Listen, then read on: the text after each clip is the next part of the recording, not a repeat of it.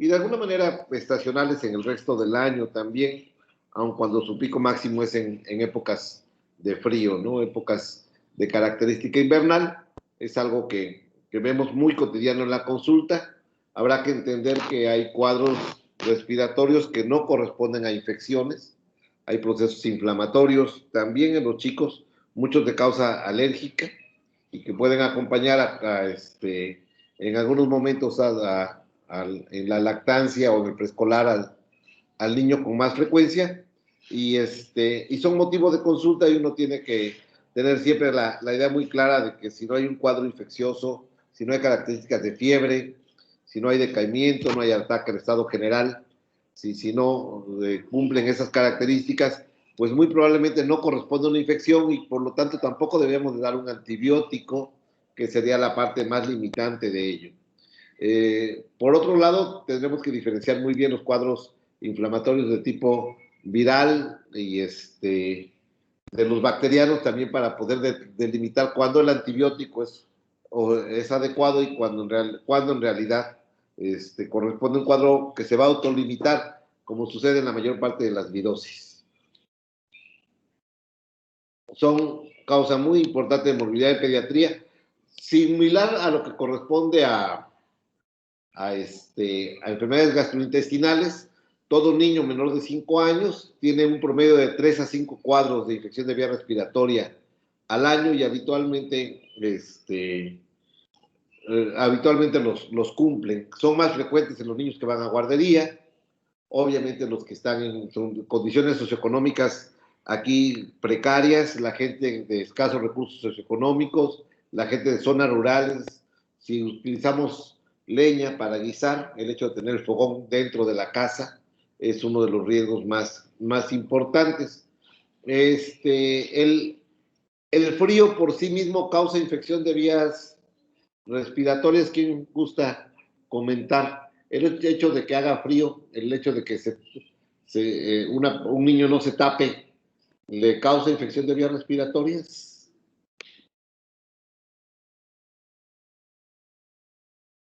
Es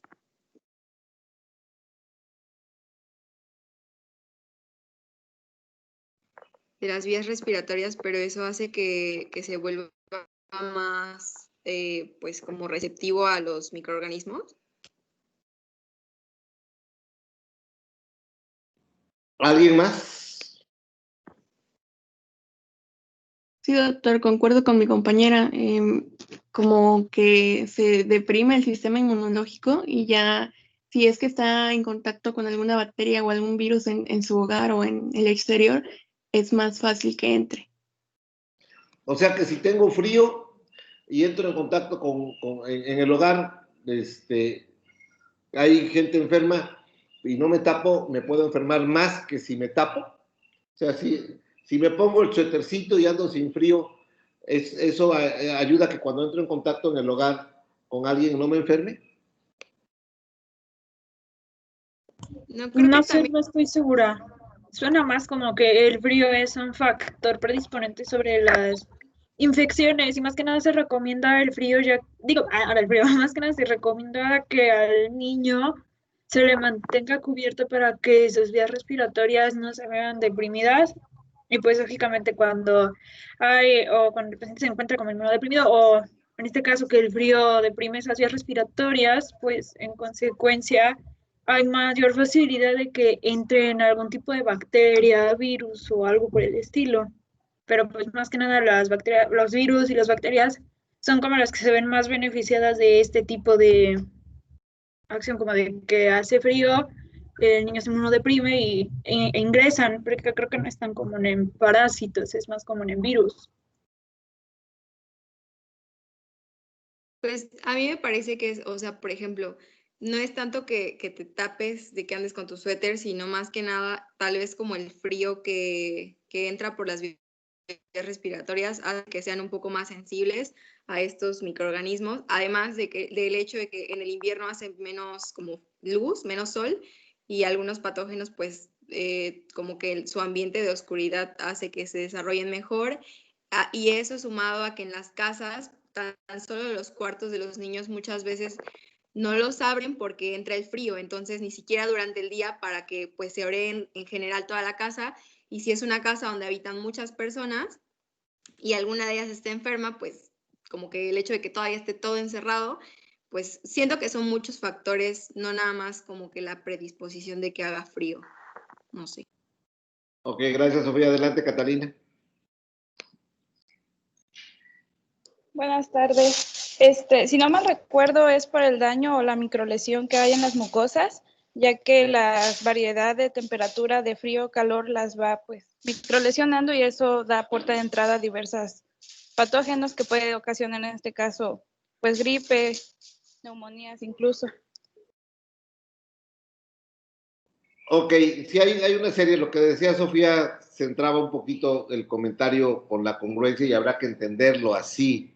O sea, el concepto es una serie de factores que coinciden. La temperatura, la disminución de la temperatura causa una inflamación o irritación de la mucosa en general, que es lo que comentaba ahorita Catalina, y tiene disminución del movimiento mucociliar. El moco se hace más espeso, un poco más difícil de mover, y los cilios, que todo el epitelio respiratorio es estratificado y es ciliar, tiene características de mover ese moco, lo disminuyen más lentamente y tiende a acumularse. La vía respiratoria en el niño es además más estrecha y entonces con poquito moco se le tapa. Es más fácil que obstruya fosa nasal, sí, que haya congestión, sí, es más fácil que de repente se cierre un poco el bronquio, sí, que pueda tener un poquito de irritación y eso le produzca un poco de secreción difícil de mover. Esa es una parte. La otra parte que comentaban, al momento de estar en contacto y hace frío, la gente se encierra en la casa y ahora coinciden gente que está enferma en un espacio cerrado con mayor exposición a aerosoles, que estamos ahorita con el concepto de coronavirus, con aerosoles para poder tener esta parte. Entonces, es muy importante que es una serie de factores que se asocian. Si no, el niño que vive en Chihuahua se enfermaría más que el que vive en Chiapas. Y no es así. Y no es así. O sea, en realidad, ¿sí? Son la suma de los factores que tienen. Si además hay humo, si además guisan con leña o fuma alguien, ¿sí? Eso va incrementando el riesgo. Entonces, bueno, el abrigarse relativamente permite que nos adaptemos a un medio ambiente. Entonces, los cambios bruscos de temperatura sí pueden predisponer a una disminución también del movimiento mucociliar y del aclaramiento de la vía respiratoria, y eso puede favorecer algo. Entonces, si alguien está muy sudado y sí entra en contacto con aire ambiente frío rápidamente, en eso puede haber un cambio de temperatura que afecta a la vía aérea, y si hay un germen, un virus o una bacteria, ahí va a entrar. Sí, sabes, yo sé que ayer te desconectaste, no estuviste, pero bueno, se te extrañó, pero obviamente entendamos, porque ya hablábamos de parásitos, que los parásitos no dan fiebre ni tienen esta característica. Entonces, en vía respiratoria, las enfermedades parasitarias son excepcionales, ¿sí? Neumonías que tenemos finalmente por agentes ya de tipo de contaminantes parasitarios que pudiéramos tener.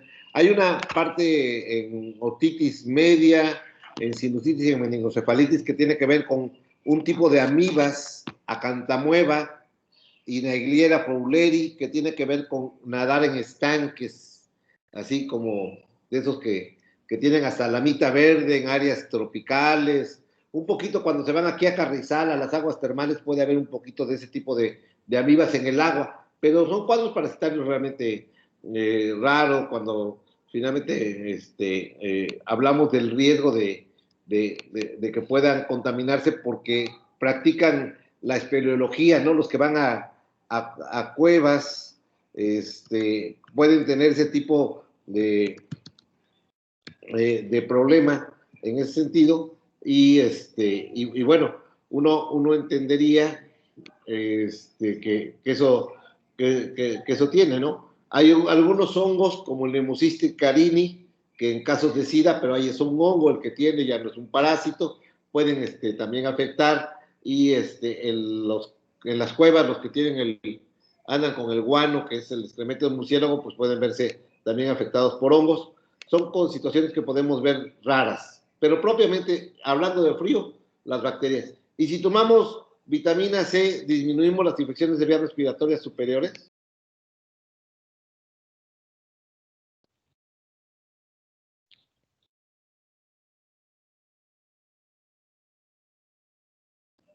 ¿Juguito de naranja para esta época del año?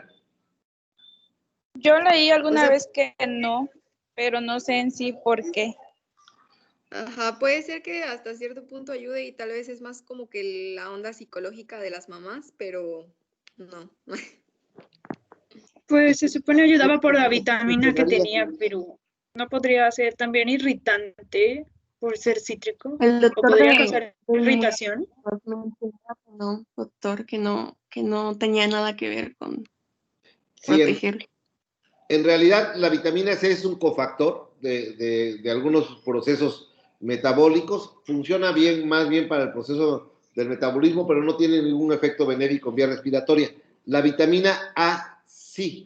La vitamina A se ha demostrado que acorta la duración de las infecciones de vías respiratorias en algunos tipos, sobre todo de cuadros virales, y puede mejorar un poco más. Así que mandar el aderogil no tiene que ver con la vitamina C, sino con la vitamina A. Sí, cuando le damos Tribisol es donde funciona un poquito. Y eso en deficientes a vitamina A, quien tiene una buena nutrición no tendría por qué tener problema. Entonces, bueno, desmitificamos algunas cosas de ello. Ok, continuamos con los... pero si les dice su mamá que se tomen su vitamina C, tómensela, no vayan así que yo digo que no, porque me voy a ganar el odio de las mamás y eso no es bueno. Puede ser de alto riesgo, me pueden pedir que me quiten de profesor en la universidad. Oiga, doctor, y hablando de remedios caseros, ¿la emulsión de Scott sí sirve? Es vitamina A. Ah, ok, ya. Ese no es remedio casero, sí. No es remedio casero. Pero bueno, la vitamina A. No se la den porque sabe bien. Mi mamá dice que lo que sí sirve son los ajitos japoneses. Te lo echas como una pastilla. ¡Pum! ¡Órale! Según mi mamá, eso sirve. De hecho, mi mamá me acabó de traer 1 litro de jugo de naranja. Pues de hecho sí tiene vitamina A. No les hace daño, pero recuerden que en realidad estamos dando placebo. La vitamina A tiene una razón de ser y podríamos utilizarla. Mis recomendaciones generales como tomar líquidos es en realidad un auxiliar. El mejor mucolítico es el agua. Sí, funciona bien. Entonces es una buena oportunidad. No cuenta cuando el agua va en cubitos de hielo, y menos si va diluida en un líquido oscuro, dulce, con algunas otras cosas mezcladas. Bueno. Es que hay virus que son sensibles al alcohol, doctor. Entonces, sí, pero pues ayuda. Cuando se exponen al medio ambiente, no en medios húmedos. Ah. No hacen gargarismos, que tienen. Bueno, yo fui soneando, pues había visto que sí tenía vitamina A, pero tiene 200 unidades. Bueno, IU, que se pone su unidad internacional. Internacionales de vitamina A. Y son 0.3 microgramos. Es un poquito. Por eso tienes que tomarlo muchas veces para que funcione. Las vitaminas trabajan por depósito, recuerden. No las usamos como van llegando, sino las depositamos y de ahí las obtenemos. Entonces, eso también hay que considerar. Ok, bueno, el resfriado común va de 3 a 6 episodios al año. Se triplica cuando están en el primer año de guardería. Cuando hay un niño entra a guardería, tienen más resfriados comunes. Sí, es más común que le dé catarro y un poquito más. Y la única ventaja es que él también le deja sus virus a los demás, entonces la venganza es dulce y funciona, pero se enferman más. Los rinovirus tienen más de 100 serotipos, por lo cual, que son los más frecuentes. Crear vacunas para gripa, para resfriado común sería verdaderamente imposible a nuestros tiempos actuales. De ahí podemos tener resfriado común por virus, que da laringotraqueitis más importantemente, por virus incisional respiratorio, que da un cuadro de resfriado más severo y que es el causante más importante de bronquiolitis. Y de ahí coronavirus, adenovirus, que ayer veíamos que causa gastroenteritis, pueden tener un cuadro respiratorio y que después continúa con cuadro de tipo diarreico. Enterovirus, que es un virus que puede tener también cuadros diarreicos y puede tener procesos respiratorios, entran por mucosa y de ahí se replican, así que no es algo, los virus no se comen para causar diarrea, entran por mucosa y de ahí se replican y causan manifestaciones respiratorias e intestinales. Obviamente el virus de la influenza, que puede causar resfriado común o puede causar influenza como tal, que es un cuadro más severo, y los reovirus, que son otro grupo frecuente.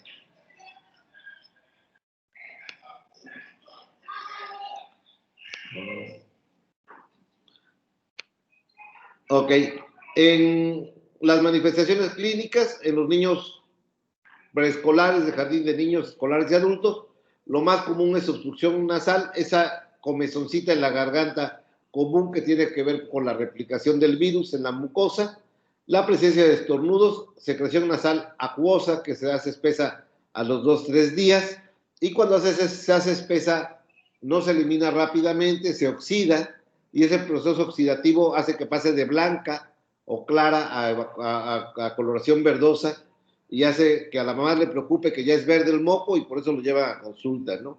Pero no requiere antibióticos, sigue siendo virus, es un proceso oxidativo. La parte de febrícula, tos irritativa casi siempre porque se obstruye la nariz, respiran por la boca, causa resequedad y tos, anorexia variable y a veces dolores de cuerpo, dolor corporal. En los más pequeños, fiebre alta, normalmente los cuadros virales son de fiebres de 38 hacia arriba, pueden causar vómito por efecto de la fiebre, rechazo al alimento, irritabilidad y obstrucción nasal. Varían los síntomas de 7 a 10 días, normalmente al 5.º día ya empiezan a estar mejor, con únicamente medidas higiénicas y de soporte. Hay que diferenciarlo de una sinusitis aguda, que es un cuadro predominantemente bacteriano con proceso inflamatorio, que lo vamos a comentar. Hay que diferenciarlo de la rinitis alérgica, que tiene igual acuosa, malestar general. Puede haber, pero no hay fiebre. Y obviamente algunos cuadros virales, como la influenza, pueden tener compromiso de vía respiratoria inferior y hay que ser muy cuidadoso en no decirle a la mamá, no se preocupe, es una gripita, y ya dele tempra y dele agüita y con eso va a estar bien, porque a veces se complican con una neumonía. Entonces hay que darle datos de alarma a la mamá. Los datos de respirar ruidosos, si se unen las costillas, si le oye roncar el pechito, si el niño tiene fiebre importante y si el niño deja de comer o tiene decaimiento, tiene que regresar a la consulta. ¿Se puede sobreinfectar con bacterias? Sí, no es lo común, pero sí podemos tener infecciones virales que se transforman en bacterianas normalmente del 5.º día en adelante. La otitis media aguda es un proceso muy común por la forma en que se hace el aseo de las fosas nasales. ¿Cómo debíamos de recomendar a la mamá que haga el aseo de fosas nasales de un niño de jardín de niños, de un preescolar de 4 años? ¿Qué tendría que enseñarle? ¿Cómo se le enseña al niño a asearse la nariz?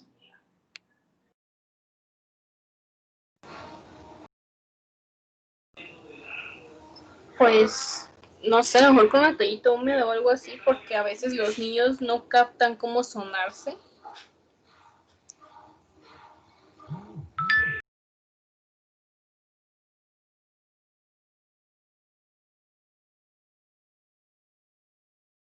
¿Quién me dice cómo sonarse? Una técnica de sonarse que le digan, señora, o entre ustedes, ¿cómo hacer el aseo de la fosa nasal? ¿Cómo sonarse la nariz?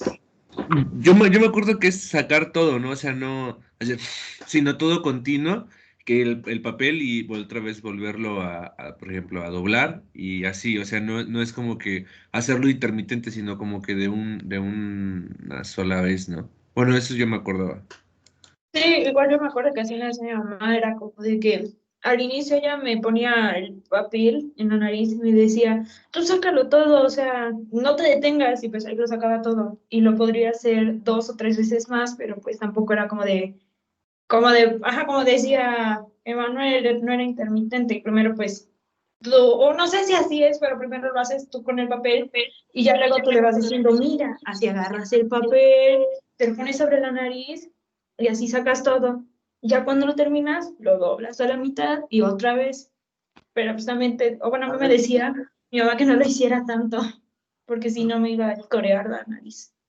A ver, Sergio, y después Catalina. Sí, pues yo cuando era chico recuerdo que yo me frustraba mucho porque agarraba el papel y tapaba yo prácticamente, o sea, hacía como cuando uno le hace presión a las mangueras, cerraba como que parcialmente las dos fosas nasales. Entonces yo soplaba muy fuerte y sentía que no sacaba nada. Entonces yo me quejé cuando era niño, me quejé y le dije a mi papá que no podía y él me dijo que lo que tengo que hacer es tapar una fosa y después la otra, o sea, por separado, las fosas nasales. Y desde entonces sí es cierto, o sea, es mucho más eficiente, se genera mucho mayor presión y pues ya no batallo, ¿no? Para andarme sonando desde entonces.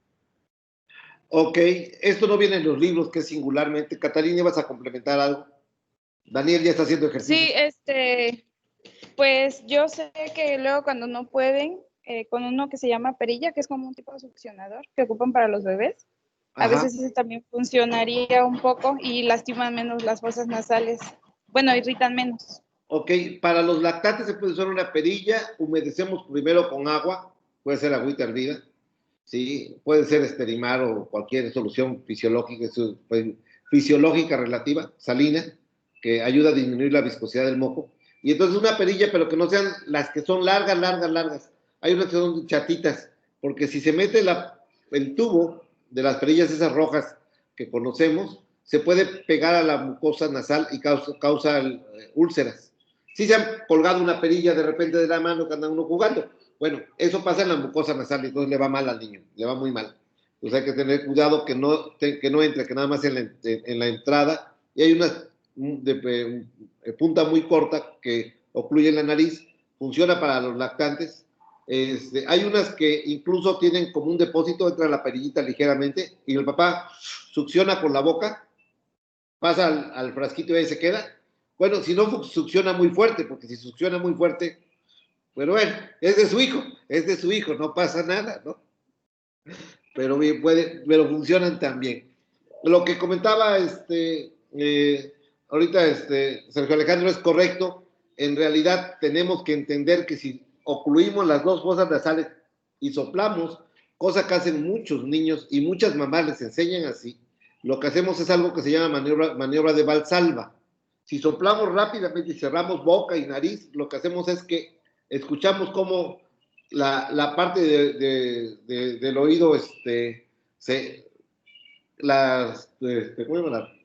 las membranas timpánicas se distienden por la entrada de presión a través de trompa de Eustaquio al oído y se congestionan. Bien, cuando el niño se suena así, o se congestiona y no le asean, no le lavan, termina a través de trompa en oído medio. Y la otitis media es una complicación por mala higiene de la fosa nasal y hay que enseñarle a la mamá. Entonces ya vimos que ahorita entre todos, de repente como que no la teníamos muy clara, está correcto lo que ya comentó Sergio, y bueno, lo podemos ayudar. Y procuren, ahorita que van a estar en casa, que es diciembre, y les da catarro a todo el mundo, pues enséñenle a sonar la nariz. Un Kleenex, una por una, aseo de manos después, y ya adelante sale. Ok. Entonces, el catarro descendente o retrógrado que pudiéramos tener, genera irritación, puede presentarse a veces como complicación bacteriana.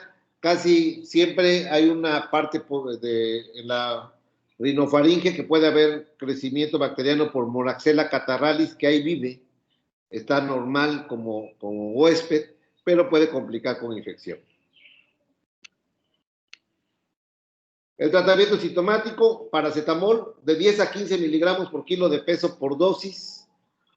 ¿Sí? Recuerden que el paracetamol a dosis muy alta puede ser tóxico, hepatotóxico grave. Entonces, hay que dosificarlo bien. Siempre tiene un rango muy amplio de seguridad, pero hay que ser cautos. Hay que tener muy claro la idea cuando capacitamos a la mamá. Lavados nasales con solución salina de tipo fisiológica. Las hipertónicas no son buenas. Las que tienen zinc, aluminio, magnesio y 20,000 cosas son robos al despoblado, no sirven. Nada más es agüita y sal, lo que funciona. Y bueno, los descongestionantes nasales que tienen fenilefrina o similar solamente están condicionados a obstrucción nasal muy importante para ayudar a disminuir el edema de la mucosa, porque a veces hay un proceso inflamatorio de la mucosa que obstruye junto con el moco, pero pueden causar taquicardia, incluso riesgo de toxicidad. Entonces, las gotas de Afrin, que es el más común que vemos, Iliadin y cosas similares, no son correctos. ¿Qué opinan del Vaporub, el apapacho Calibia, el 1, 2, 3? Yo siento que está mal porque irrita también la mucosa. Al menos yo no lo toleré de chico. Mis papás me lo intentaban en algunas ocasiones poner y no, nunca me funcionó.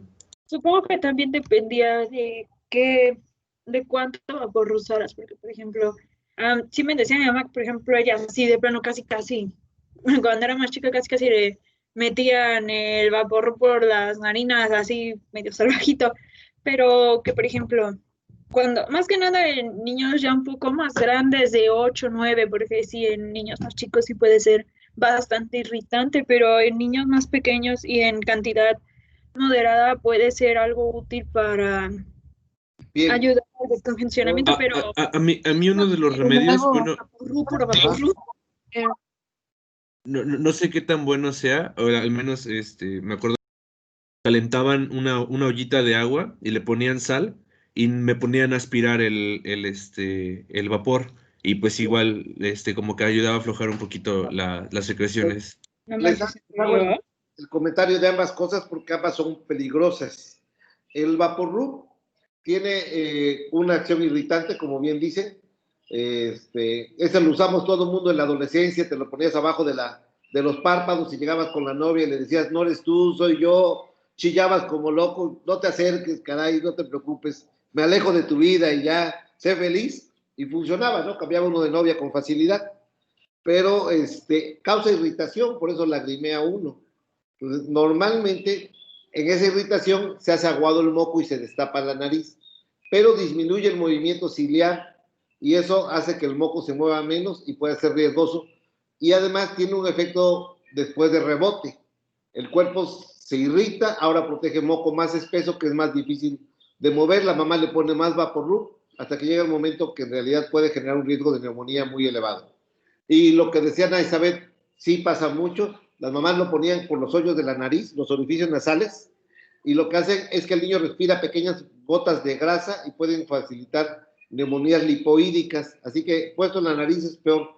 Nunca en menores de 5 años y realmente muy limitado su uso en mayores de esa edad, realmente cuestionable.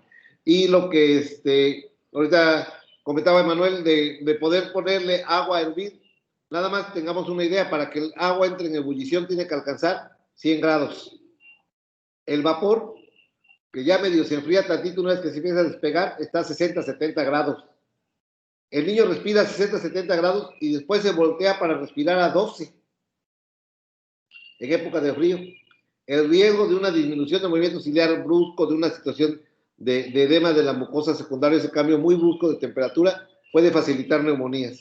Así que las vaporizaciones calientes desaparecieron y por eso los nebulizadores son de aire frío, ¿no? Por eso. Sí funcionaron, ¿no? Yo también fui sobreviviente a esos remedios caseros, a la cáscara de tomate, y a la hoja de higuerilla y a la manteca de pan puerco y 20,000 cosas.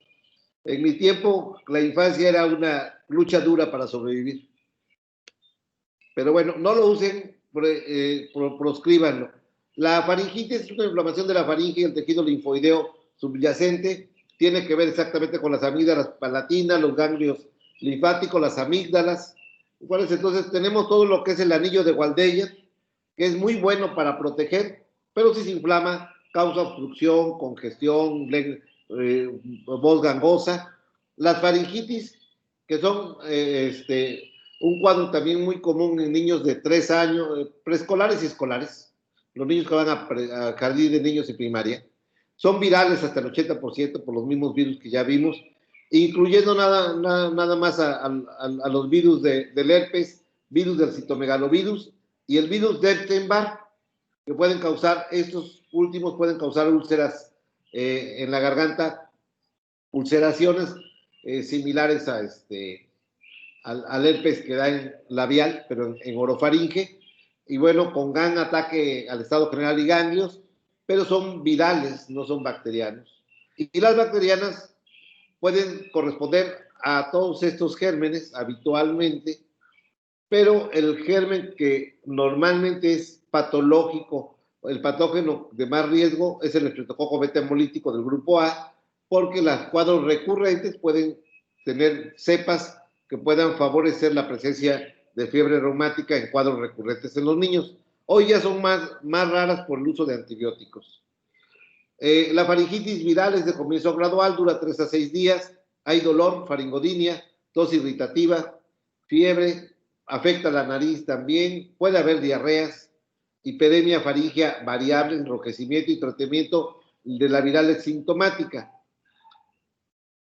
Varía de acuerdo al germen que se trate. Los adenovirus es más frecuente exudativa en menores de 2 años e incluso puede haber exantema. Sí puede haber irritación conjuntival. El virus Coxsackie, hay vesículas, hay ganglios, y el Coxsackie a veces tiene la enfermedad de mano, pie, boca, que también son autolimitadas. Hay lesiones en la boca, en la mano, ulcerativas y en el pie, que es común. El virus de Epstein-Barr son exudados blanquecinos en grandes placas, esplenomegalia, adenopatía y se acompaña de exantema o mononucleosis infecciosa, enfermedad del Bell. En la faringitis estreptocócica, ¿sí? En los menores de 3 años es muy rara, es de comienzo gradual y hay hiperemia faríngea y puede haber un impétigo nasal, habrá que dar antibiótico. Es raro que sean menores de 3 años porque las anginas no están desarrolladas, que ya lo hemos repasado varias veces. El tejido linfoide crece después de los 2 años, así que las amigdalitis hipertróficas secundarias de estreptococo son muy habitual mayor de 3 años de edad. Pues son de inicio brusco, fiebre alta, puede haber dolor abdominal por inflamación del tejido linfoide. A veces pueden asemejar cuadros pseudoapendiculares. Un niño con faringitis estreptocócica puede tener dolor en fosa ilíaca derecha por inflamación del tejido linfoide y hay que ser cauto para diagnosticar y descartar apendicitis. Puede haber cefalea, hiperemia y hay exudado con criptas blanquecinas y podemos encontrar petecas en el paladar, ganglios linfáticos y en algunas ocasiones exantema de tipo escarlatiniforme. ¿Alguien me puede decir cómo es el exantema escarlatiniforme?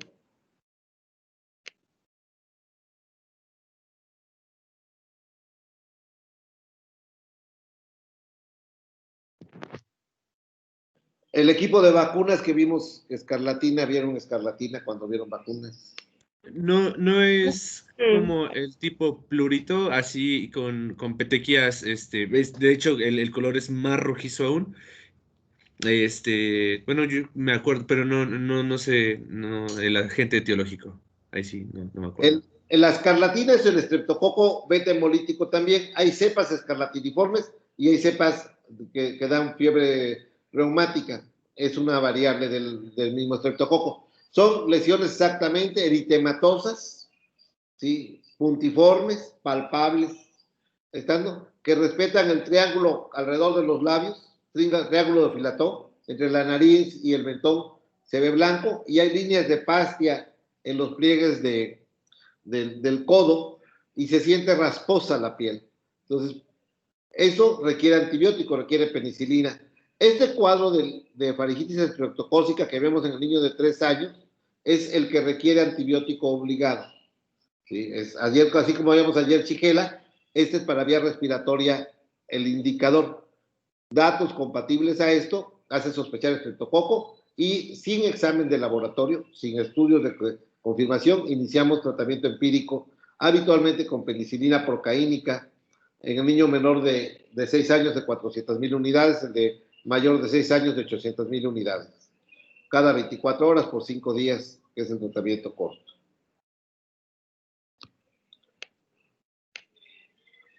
Esa es una placa de faringitis estreptocócica en la parte del paladar, como vemos las lesiones eritematosas.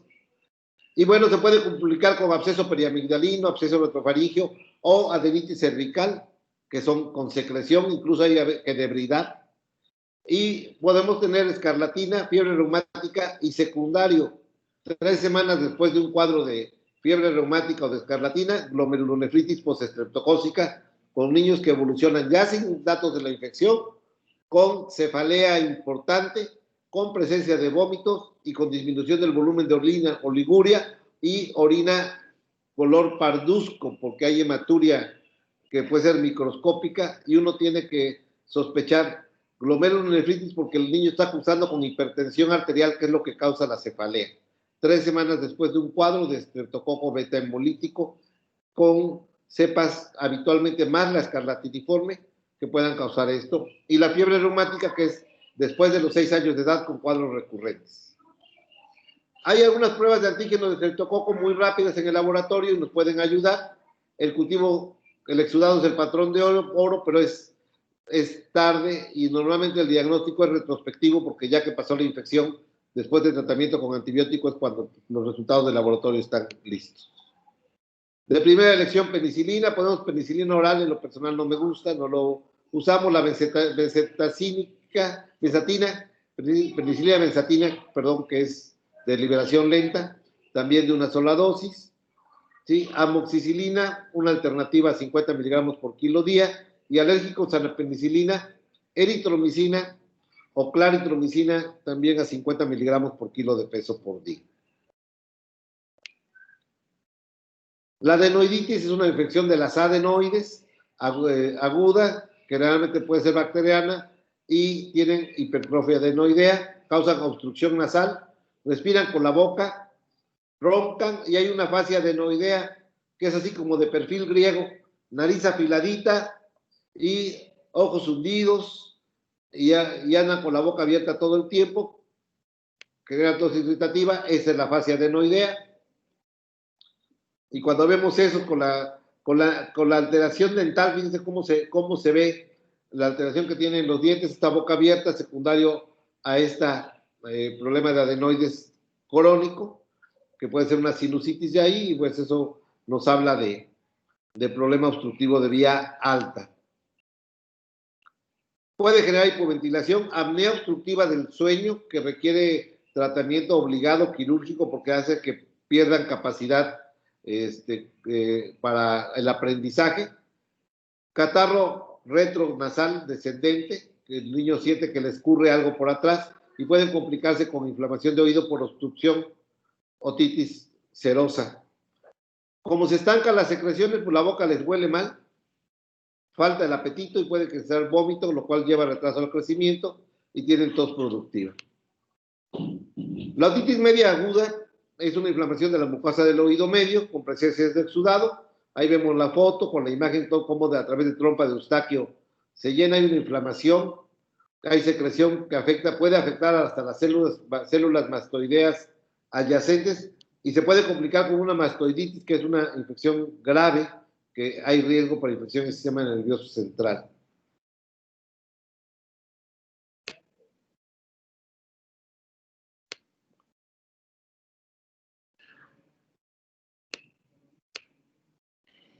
La incidencia de la otitis media aguda es 20% en los niños menores de 6 años, pero hasta el 85% en menores de 3 años. Se asocia 5 veces más a los niños que toman biberón, porque toman la leche acostado y al momento de hacer el movimiento deglutorio, hacen que trompa de Eustaquio tengan un movimiento que permite que la leche avance hacia oído medio con crecimiento bacteriano. El agente común más etiológico es el Streptococcus pneumoniae, de hasta el 45%. Hay que recordar que ahora con la vacuna de neumococo hemos disminuido tanto el Streptococcus pneumoniae como Haemophilus influenzae. Moraxella catarrhalis, que es un comensal, y Streptococcus pyogenes, o Streptococcus del grupo B, y Staphylococcus aureus en menor proporción. Streptococcus pneumoniae, cuando ya hay vacuna, recuerden que nada más protegemos 11 serotipos, ¿sí? Y son contra los serotipos que causan cuadros más graves o meningitis. Factores de riesgo: en los mayores de edad menor de 18 meses, los que van a guardería, hay disfunción tubárica en algunas familias, en alguna estructura maxilofacial, y eso hace que puedan tener familias con más riesgo de otitis o cuadros recurrentes. Los niños con Down, labio paladar fisurado, obviamente tienen más problemas. En los menores, el uso del chupón, la lactancia artificial y el tabaquismo pasivo, que disminuye el movimiento mucociliar, incluyendo el movimiento ciliar en trompa de Eustaquio, que evita que pueda drenarse ese oído medio. Datos clínicos: infección respiratoria superior previa, casi siempre hay un cuadro catarral, una rinitis, un catarro común, fiebre o dolor de oído. Cuando a la mamá le dice, oiga doctor, creo que a mi niño le duele el oído, eso tiene una sensibilidad del 85%. Si una mamá llega y les dice, oiga, es que creo que a mi niño le duele el oído, por favor revísenle los oídos. Casi siempre tienen razón las mamás. Sí, si lo desestiman, puede haber una otitis media no diagnosticada. Puede haber hipoacusia en niños mayores, irritabilidad y rechazo al alimento de los niños menores, incluyendo vómito y diarrea. Hay que ver cuando tragan, el niño dice me truena el oído, podemos pedirle que trague y ver cómo escucha. Y en la otoscopía vemos un tímpano hiperémico, se puede ver a veces mate, con desaparición del reflejo luminoso. Ven cuando vemos tímpano brilla, así como refleja la luz en el fondo. Se puede ver abombada la membrana timpánica y puede en ocasiones haber perforación con exudado. Cuando viene la perforación del tímpano, el dolor se cesa, ¿no? El dolor se quita. Al niño dice, ya se le quitó el dolor, doctor, pero le está escurriendo algo del oído. Recuerden que hay que mantener aseo y evitar tapar ese conducto auditivo por riesgo de que la infección genere un crecimiento mayor con complicación. El tímpano normal y una otitis media, eritematosa. Para oído medio, dado que es moraxela, catarralis, neumococo y hemófilus, amoxicilina de 80 a 90 miligramos por kilo de peso por día. Recuerden que en faringitis la dimos a 50 miligramos, aquí hay que dar hasta 90 miligramos, y podemos utilizar amoxicilina con clavulanato para evitar resistencia, las resistencias bacterianas. Analgésicos, que puede ser el paracetamol en niños pequeños, el ibuprofeno en preescolares y niños mayores. Riesgo de complicación: mastoiditis, meningitis, bacteremia, que tiene que ver con infecciones severas, maltratadas, como secuelas, trastornos auditivos y trastornos del lenguaje en cuadros recurrentes. ¿Cómo la prevenimos? Pues que se vacunen. La antineumocócica, Haemophilus influenzae, que ya está incluida en la hora hexavalente. Evitar, si se puede, la asistencia a guardería, evitar tabaquismo pasivo, tratar correctamente los cuadros de rinofaringitis, mantener una buena higiene de las fosas nasales, funciona. Sinusitis, que es el otro cuadro acompañante de la vía respiratoria superior de manera bacteriana, casi siempre como complicación de rinofaringitis. Es una inflamación de los senos paranasales. Normalmente recuerden que los senos paranasales, los maxilares, ¿sí? Están presentes al año de edad, ya están presentes siempre. Los etmoidales están a los 3 años, el frontal hasta los 5 años y el esfenoidal hasta los 10 años de edad. Entonces, cuando los niños menores de 5 años tienen sinusitis, les duelen los maxilares. Si uno lo toca, una percusión en el maxilar es muy sensible, es muy dolorosa. Los cuadros, los gérmenes más comunes: Streptococcus pneumoniae, Haemophilus influenzae, moraxela, que nuevamente es huésped, habitualmente vive ahí. Y factores de riesgo: infecciones respiratorias superiores virales, cuadros alérgicos con mal manejo, y puede ser una complicación del 5% del resfriado común. Normalmente, cuando decimos que tiene sinusitis, decían las abuelas, es un catarro mal cuidado. Tienen más de 10 días del cuadro nasal, la secreción es persistente, tos nocturna o matutina, descarga retronasal del moco. Puede haber fiebre ausente o febrículas, no siempre hay cuadro febril, hay congestión. Cefalea, dolor ocular, edema periorbitario, este es en niños mayores que ya están los etmoidales, ¿sí? Pero también puede pasar desapercibida con fiebre, malestar general e irritabilidad, sobre todo en lactantes. Los senos paranasales solo no son útiles en mayores de 6 años que ya están neumatizados. Ahí vemos un seno paranasal frente a su pantalla. En el lado derecho pues se ve uno bien neumatizado y en el lado izquierdo se ve un seno nasal maxilar todo congestionado, ¿no? Los senos etmoidales en esta presentación no se ven. La tomografía, cuando hay un caso grave, es muy, muy útil porque nos permite ver senos etmoidales y sobre todo los esfenoidales. Una complicación es la celulitis periorbitaria, que es este cuadro con esta inflamación del ojo, secundario un cuadro nasal. Y cuando vemos esto, pues no es un problema del ojo, es un problema de los senos paranasales etmoidales que complicaron a nivel orbitario. Los abscesos cerebrales en los esfenoidales, la trombosis del seno venoso y abscesos superiósticos que pueden darse también en el hueso frontal. Nuevamente damos amoxicilina a 90 miligramos por kilo día, podemos usarlo con clavulanato y la duración del tratamiento para sinusitis son 2 semanas. ¿Sí? 2 semanas. Igual para otitis media, porque son lugares cerrados que airean poco y eso hace que sea más lento el tratamiento. Tan, tan. Ok. ¿Dudas? ¿Comentarios?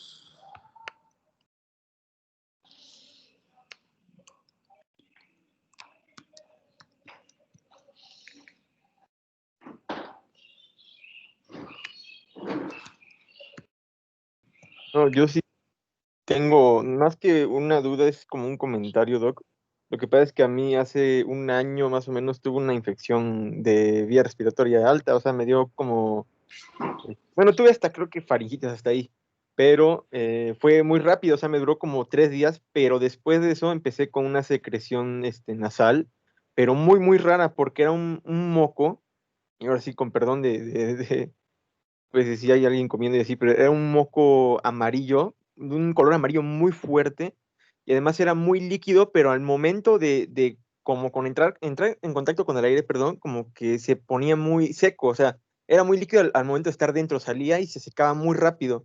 Y después de eso siguió con una aparente otitis, porque incluso al bañarme, al pasar el estropajo detrás de la oreja y así, me dolía, o sea, trataba yo incluso de no hacerlo muy fuerte porque me dolía mucho.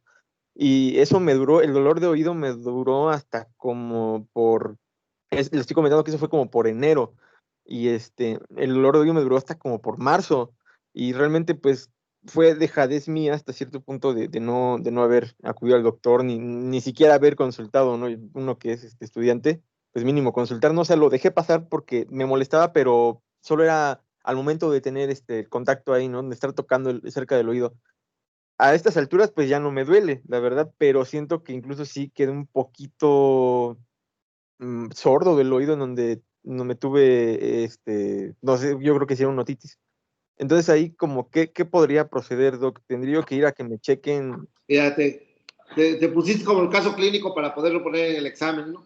Es un resfriado común de origen viral que se complica finalmente después del 5º o 7º día, es un catarro mal cuidado, con un cuadro de sinusitis, seguramente con otitis media, esa parte de ese moco feo, pues del seno paranasal que queda inflamado. El problema es que a veces, pues bueno, no tocamos el rascado nasal, ¿no? El traumatismo que causa el rascado, el malestar que pueda tener, el agarrar el Kleenex y meterse el Kleenex como si fuera cotonete y darle un rascado ahí a la mucosa nasal, todo eso despule e inflama. Y los senos paranasales, hace años a alguien se le ocurrió, como están aquí en el frente, pues taladramos abajo y dejamos que escurra, ¿no? El moco.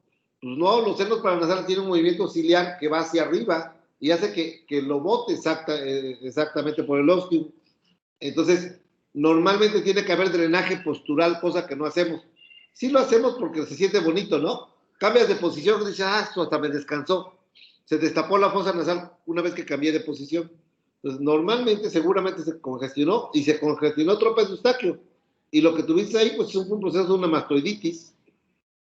Y hay que ir al otorrino para que te haga pruebas de ver cómo está ese tímpano, esa caja, ese oído medio, ¿no? De resonancia. Porque son eso exactamente. Y luego tomamos antibiótico 3 días, medio nos mejora y nos seguimos. Entonces ya vieron, otitis media aguda, sinusitis son mínimo 10 días de tratamiento. Mínimo 10 días de tratamiento. Y cuando digo amoxicilina a 90, pues quiere decir que va a arderle la panza y va a darle diarrea por la amoxicilina, porque es irritativo. Ok, adelante, Elizabeth. Pues ya contó el chisme el Sergio. Bueno, aparte quería hacerle una pregunta, pero ya que contó el chisme, recuerdo que a mí también me pasó lo mismo el año pasado, pero porque, bueno, supongo que eso igual va a ser algo común, ¿no? Yo quiero pensar que va a ser algo común, que la verdad, o sea, como que el niño tiene, que le duele tantito la garganta, que tiene gripa, o sea, tiene amigdalitis, pero pues le duele la garganta al niño, que tiene gripita. Entonces luego, al menos lo que yo hacía, era de que como yo me había acostumbrado, entonces lo dejas pasar varios días y dices, pues ya se te va a quitar. Y pues sí, sí se te quita.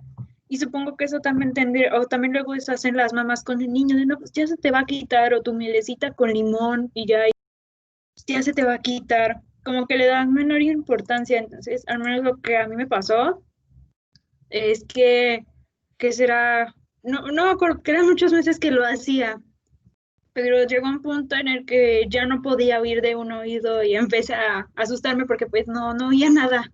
Literal, me ponía el teléfono del oído, creo que era el derecho, y pues no oía nada. Y hasta me hicieron un lavado en el oído que se supone, bueno, que me lo hicieron porque mucha cera y me dolió más y ahora sí de plano ya no oía nada. Entonces, pues ya cuando llegué al otorrino me dijo que tenía una otitis media porque no me había tratado bien y me dio antibióticos creo que de cuarta generación, o sea, eran cefalosporinas, no me acuerdo ya cuáles eran, pero ya eran muy fuertes porque no me había quitado los antibióticos normales. Entonces, no sé si eso también sucede en el área pediátrica y si fuera así, también se le tienen que administrar cefalosporinas así de cuarta generación o cómo. No, amoxicilina por 10 días. Lo que pasa es que el adulto y el niño se comportan igual. Nada más que el adulto es rebelde, es peor que el niño. O sea, el niño se toma el tratamiento que le dan, pero el adulto se toma el tratamiento hasta que se siente bien, se siente mejor y lo cortamos. Y luego usamos vasoconstrictores nasales y entonces nos sentimos medio mejor porque medio destapó la nariz. Entonces, hay cosas que no se deben de hacer. La medicina, cuando la entendemos, es simple, es hermosamente sencilla. Y si ya conoces al bicho, son 10 a 14 días contra una sinusitis. Si te tocas aquí el maxilar y golpeas tantito, nada más tóquenselo a quienes veo por ahí, toquen tantito, hagan golpeteo. Lisbeth, Jania, más fuertecito. Eso. Si a alguien le duele mucho aguas, tiene sinusitis. ¿Ya vieron qué tan sensible es? ¿Cómo se siente? Cuando está lleno de moco, es mucho más sensible. Pero la percusión, sí, en maxilar es muy importante para detectar sinusitis. Obviamente, cuando el oído está tapado y tienes congestión nasal y todo, mínimo tienes una otitis serosa. ¿Cuál es la serosa? Donde se inflamó trompa de Eustaquio, tuvo secreción clarita, agüita, y el oído tiene agua en medio. Y la secreción, pues ya con moco, con secreción purulenta, es cuando hay una complicación bacteriana. Hay que dar tratamientos completos y no tomarse muchas cosas. Uso cefalosporinas cuando ya alguien estuvo tomando cosas que no debió en tratamientos cortos. Por eso voy en niño o en adulto, ¿no? Lady, adelante. Sí, es una duda, doctor. En una infección respiratoria de origen viral, ¿cómo me puedo dar cuenta que ya se complicó con bacterias? La fiebre es un buen indicador. El ataque al estado general, una vez que está la bacteria, el niño se decae muy rápidamente. El niño con un viral anda dando guerra. Tiene fiebre, le das para la temperatura, se le baja y sigue jugando. En una bacteriana no.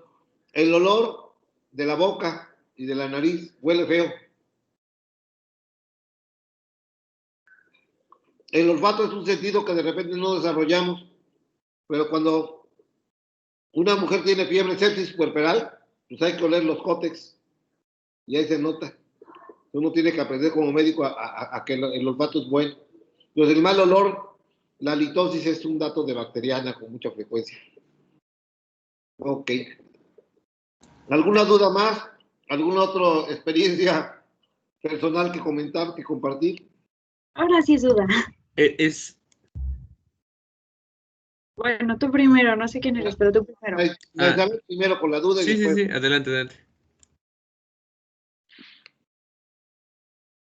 Yo primero, bueno, bueno, no sé, bueno, es que más bien mi duda es de que, por ejemplo, que lo que había dicho de que las vaporizaciones estaban, o que no son recomendadas por lo mismo del calor, y que es mejor el nebulizador, entonces, ¿cómo, o cuál sería una sustitución de ese o del nebulizador? Porque, por ejemplo, luego el problema no tanto es como del conocimiento, sino luego de economía, porque luego las mismas madres luego no tienen para comprar el nebulizador, entonces encuentran más fácil hacerlo de el agua y las vaporizaciones, que era lo que hacía mi mamá, pero por el asma, que era lo que le decía a su doctor. De hecho, era el doctor el que le dijo que tenía que hacer eso para que se despegara el moco y que mientras hacía la vaporización se le tenía que dar percusión en. Pero entonces, ¿cómo le planteamos eso a una madre de escasos recursos? Les voy a decir nada más dos cosas primero.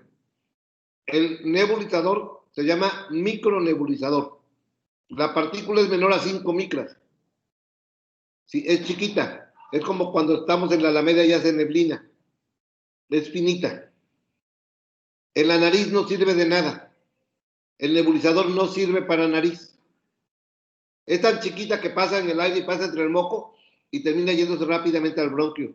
El nebulizador es para pulmón. El micronebulizador es para pulmón. ¿Sí? Entonces, si yo le voy a tener que usar nebulizaciones para pulmón, es porque voy a usar medicamento y para eso nebulizo. O cuando tengo una neumonía y está en hospital, no lo necesito en su casa. El nebulizador en casa es para dar medicamento nebulizado y poder utilizar en paciente asmático. Es una alternativa. Y le sale 1,200 pesos el aparato contra más dosis de medicamento. Habitualmente es parte del tratamiento que vale la pena la inversión porque es un cuadro crónico. Pero no es para cuadros bacterianos. Y no es para cuadros de vía respiratoria superior. Es para abajo. ¿Cuándo nos ayuda? Como si lo tengo en la casa, o sea, ahí, pues si tengo una traqueitis, una laringitis, una disfonía, algo de proceso de vía respiratoria baja, pero ya en la parte alta de tráquea. Ahí pudiera ayudarnos tantito como para facilitar un poco. Pero abajo, sí, hay que ser muy cuidadoso cuando lo metemos, porque el nebulizador, hay que pensar también que mete partículas al bronquio y al alveolo. Pues si está sucio, o usan agua común de la llave, igual les va a ir, ¿no? Van a meterle 20,000 cosas ahí que no debían de estar, sobre todo en un pulmón inflamado. Entonces funciona para el asmático, para fines prácticos, y funciona para la neumonía. Sí, pero esa se trata en el hospital, entonces no lo necesitamos que la mamá lo compre. Para la nariz necesitamos agua y de preferencia agua con sal. La pueden preparar en su casa, un cuartito de cucharadita cafetera de sal en una taza de agua tibia, tiene que ser tibia para que esté a la temperatura del cuerpo y no provoca vasoconstricción. Y eso hace un aseo. Lo podemos hacer con jeringas. Los riníticos ya saben que los alergólogos les encanta dar jeringazos de 10 mililitros en cada fosa nasal para poder quitar, hasta bicarbonato le ponen y 2, 3 cosas para disminuir la viscosidad del moco y destaparlo. Funciona, pero normalmente un aseo con agüita de sal, pueden comprar cualquiera de las que hay, el Esterimar y Nasalum, que hay agua de sal, cualquiera, o la pueden preparar en su casa, funciona, destapa muy bien. Cuando ustedes tengan un cuadro catarral, preparen agüita tibia, sin una taza, un cuarto de cucharadita de sal, y la respiran de la nariz así, y funciona perfecto para destapar la nariz. Si lo hacen antes de bañarse, mejor, porque el vapor del agua despega todo y funciona, y descarga. Entonces le funciona muy bien al niño. Podemos usarla sin abusar de ella. El problema del agua de sal es que medio mundo le andan poniendo al niño 20 veces al día y entonces irrita la mucosa. Es para destaparla antes de bañarlo 1 o 2 veces al día nada más. Y funciona. Y de ahí afuera no usemos nada más. Aflojar las secreciones, uso agua. Y debo de tomar agua para poder fluidificar la secreción. ¿Cuánto moco produce un adulto de moco nasal al día?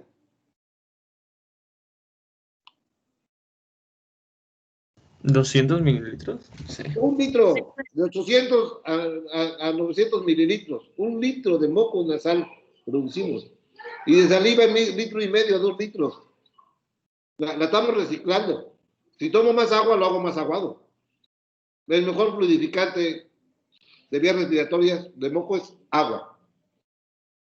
Deben tomar agua. Esta es la recomendación para el paciente pediátrico. ¿Alguna otra duda? Bueno, ok. Pues vamos con neumonía.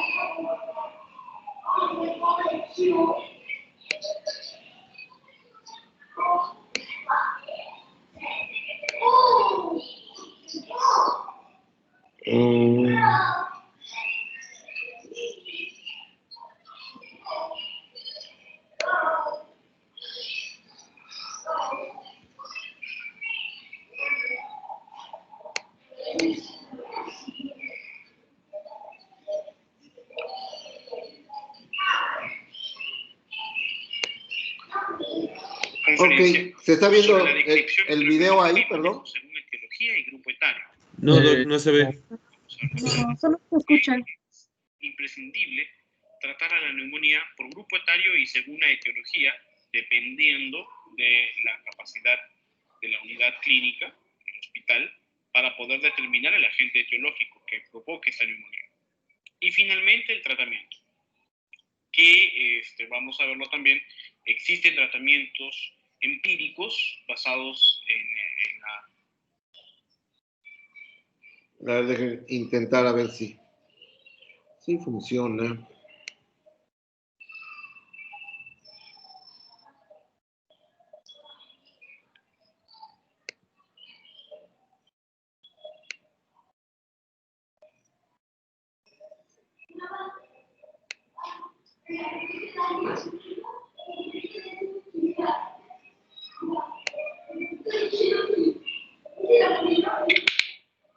Ahora sí. Muy buenas tardes, les saludo al profesor Joshua Barbosa. Y esta vez vamos a hablar sobre... No, Doc. Sí, No, todavía. Vamos a partir con esta conferencia haciendo 2 segmentos grandes. El tratamiento...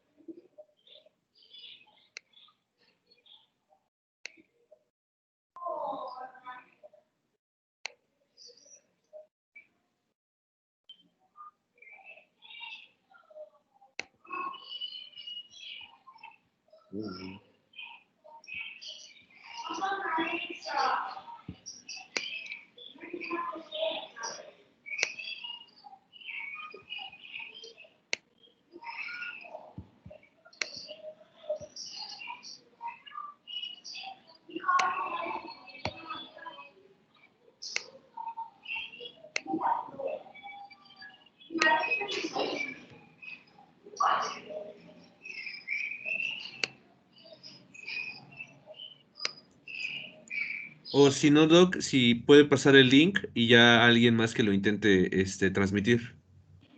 La estoy bajando. Creo que. De hecho, le envié ahorita un mensaje por Teams. ¿Perdón? Que nos lo había mandado en un mensaje por Teams ahorita, de hecho. Por Teams, en teoría, debíamos abrirlo, pero...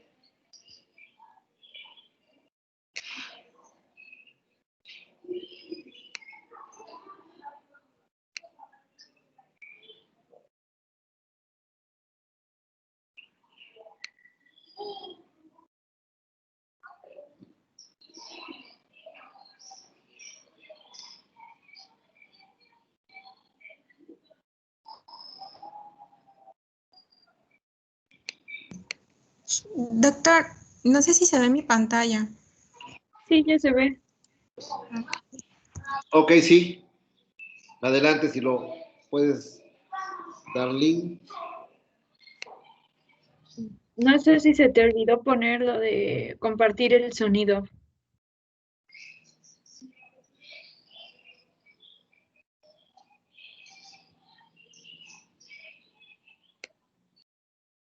¿Dónde se pone lo de compartir el sonido? Cuando compartes la pantalla, como que en la parte de arriba te dice incluir el sonido del equipo. O sea, tienes que dejar de proyectar y volverlo a proyectar, pero fijándote en la opción de arriba, que es como, bueno, eso de arribita.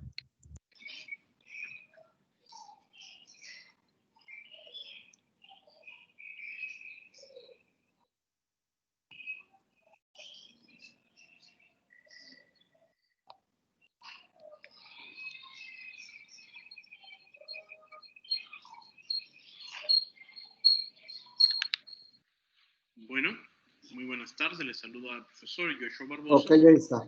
Y esta vez vamos a hablar sobre el tema de neumonía en pediatría. Vamos a partir con esta conferencia haciendo dos segmentos grandes. El tratamiento del niño menor de un mes, que aún no se encuentra en la unidad de cuidados intensivos neonatales, y los niños que están en la UCI neonatal. Entonces, esa conferencia va a tener varias partes. La primera sección, o el primer video que vamos a ver, que es el que están viendo ahora, va a tratar sobre la descripción fisiopatológica con la orientación clínica, la descripción clínica y diagnóstica, y vamos a hablar después, en otra conferencia, sobre la descripción microbiológica y manejo según etiología y grupo etario. Es importante, vamos a ver más adelante, por qué es imprescindible tratar a la neumonía por grupo etario y según la etiología, dependiendo de la capacidad de la unidad clínica, el hospital, para poder determinar el agente etiológico que provoque esta neumonía. Y finalmente el tratamiento, que vamos a verlo también. Existen tratamientos empíricos basados en la epidemiología, ¿no? Basados en la clínica, y también existen tratamientos etiológicos que va a depender después de haber determinado el agente etiológico que causa la neumonía y tratar sobre ello. Entonces, estas conferencias van a ser varias, van a ser una conferencia que vamos a dar el día de hoy. Las siguientes conferencias las estaré publicando luego. Entonces, veamos. Vamos a ver la descripción fisiopatológica con orientación clínica. Es importante saber qué es la neumonía. La neumonía es la inflamación del parénquima pulmonar, que está normalmente relacionado a la infección por un agente viral o bacteriano. Ahora, la inflamación del parénquima comprende también a la pleura, comprende al tejido conectivo, comprende a la vía aérea y comprende al alveolo. Ahora, existen tres características principales que debemos tener en cuenta cuando hablamos del proceso neumónico.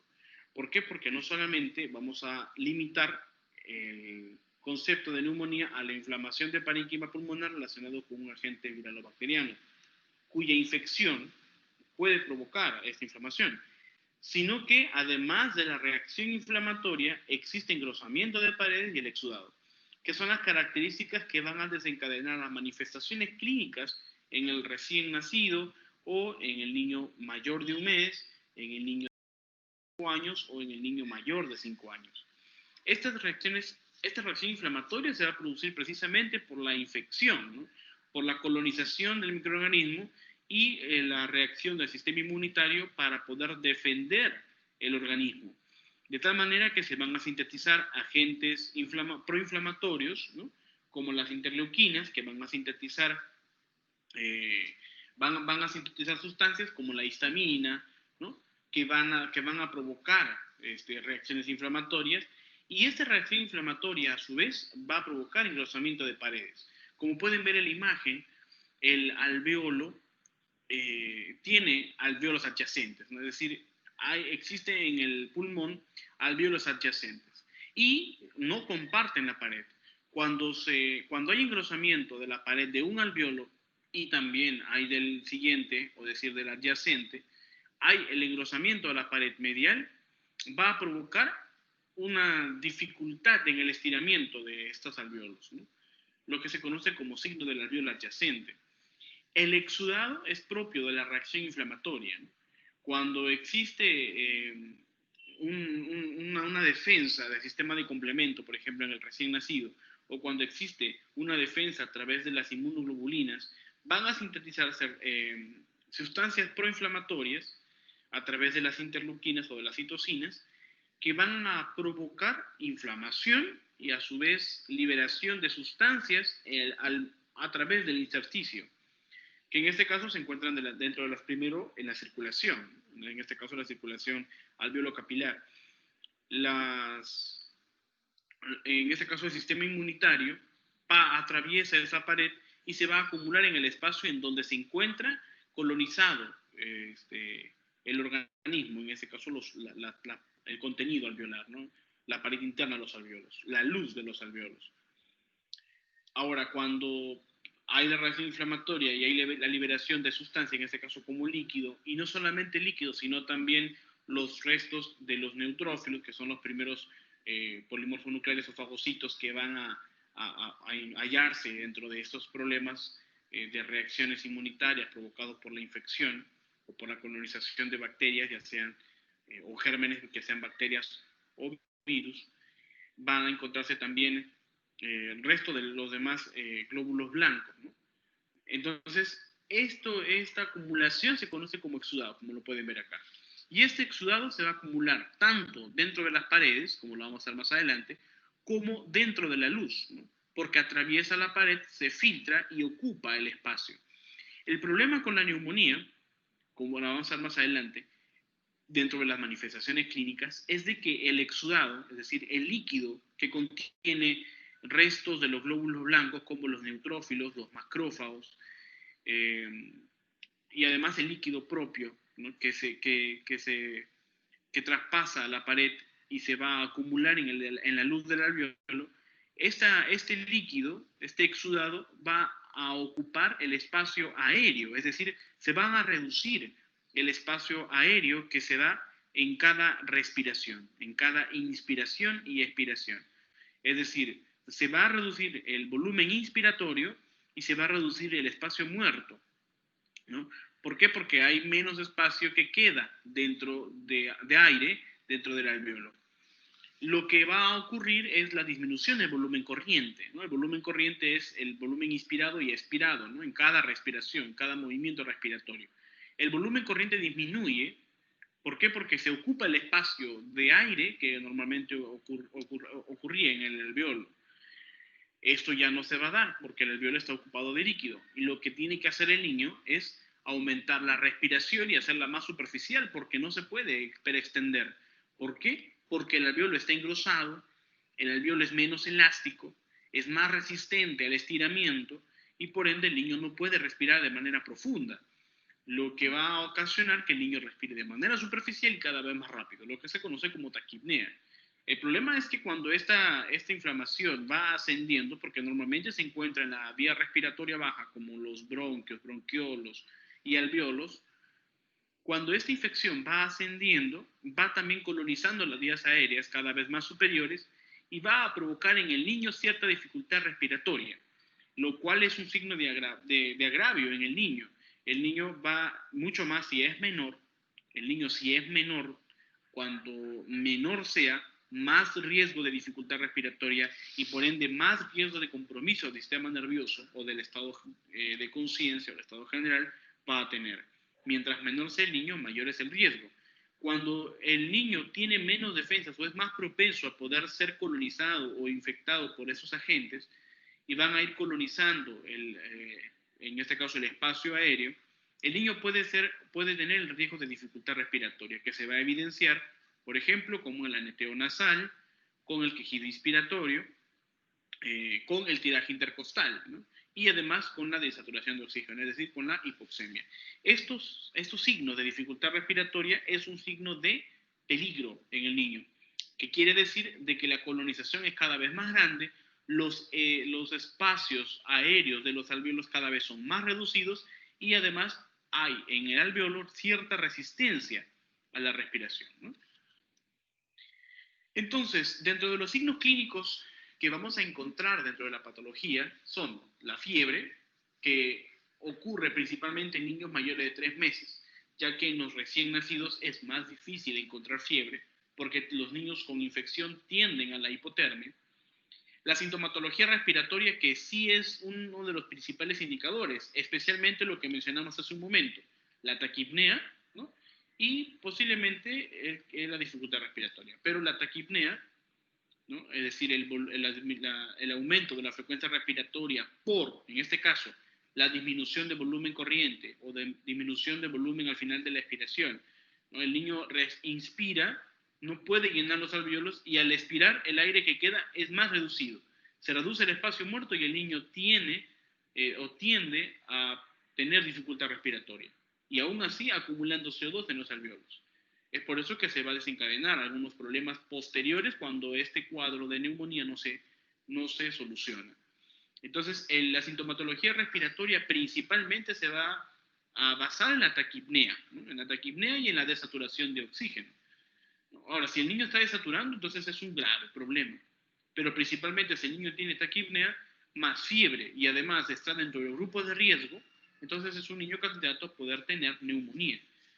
Ahora, todo niño con taquipnea posiblemente tenga neumonía. Todo niño con fiebre posiblemente no tenga neumonía, porque la fiebre es sensible, sí, de la infección, pero no es específica de neumonía. La taquipnea igual, sin embargo, en la mayoría de los casos, con niños menores, mucho más si es menor el niño, la sintomatología respiratoria como la taquipnea es indicador de neumonía. Y no hay que pensar otra situación hasta que se demuestre lo contrario. Entonces debemos de empezar a investigar, encontrar los hallazgos clínicos, encontrarnos con los hallazgos imagenológicos para poder determinar si existe o no algún proceso neumónico. ¿Y cómo lo sabemos? A través de esas tres reacciones, de esas tres características.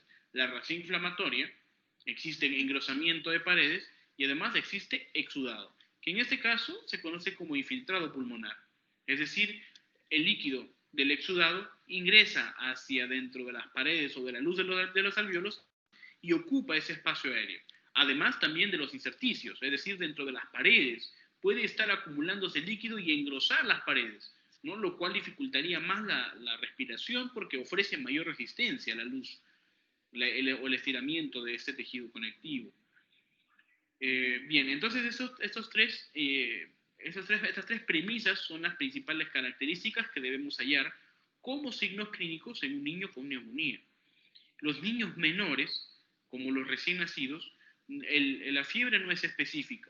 Puede no presentar fiebre, puede tampoco presentar, o puede presentar normalmente una disminución de la conciencia, lo cual, sumado a la sintomatología respiratoria, puede ser indicativo de neumonía.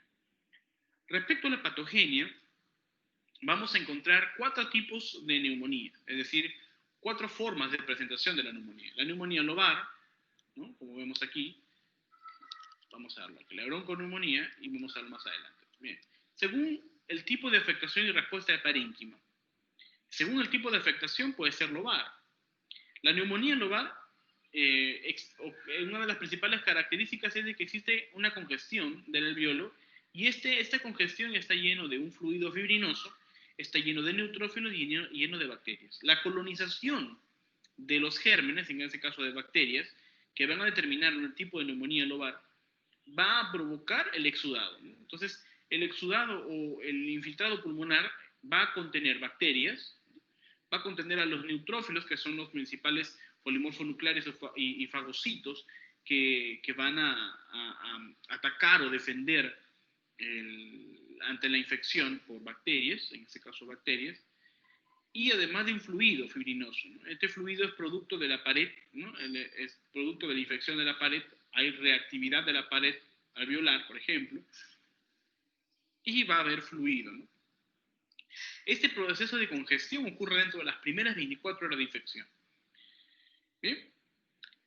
Ahora, el tipo lobar tiene 4 fases a su vez.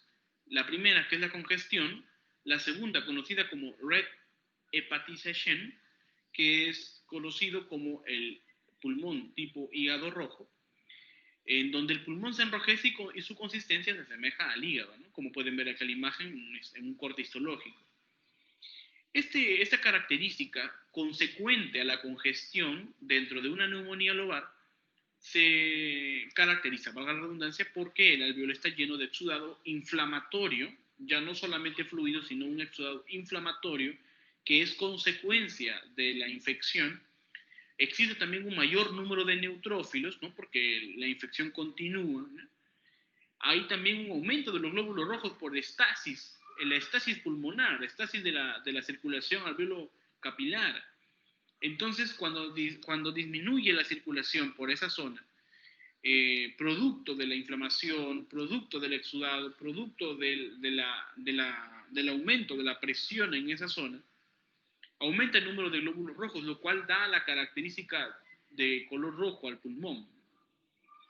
Un lóbulo consolidado con poco aire, ¿no? La consolidación, producto del exudado o producto del infiltrado pulmonar, da un signo de consolidación en el pulmón, lo cual es localizable, es local, es limitado.